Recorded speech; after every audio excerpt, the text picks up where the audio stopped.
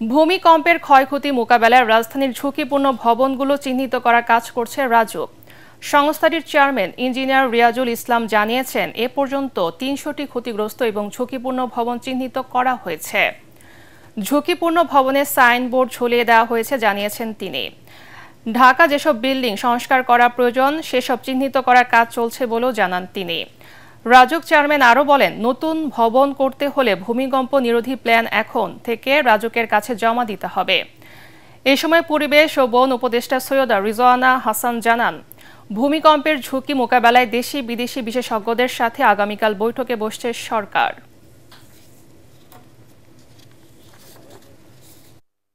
এখানে দুর্যোগ সহনীয় বা আর্থিক সহনীয় বিল্ডিং তৈরি করে তার ডিজাইন করে দেয়, কিন্তু অ্যাকচুয়ালি এর যে দুর্যোগ পরবর্তী যে ব্যবস্থাপনা সেটা কিন্তু পুরোপুরি রাজুকের উপর বর্তায় না। এটার যেহেতু অনেকটা তদারকির ভার আমাদের উপরে, সেই জন্য অবশ্যই আমরা এটাকে গুরুত্বের সঙ্গে দেখি এবং অবশ্যই আমরাও এই সম্মিলিতভাবে এই দায়িত্বটা পালন করব।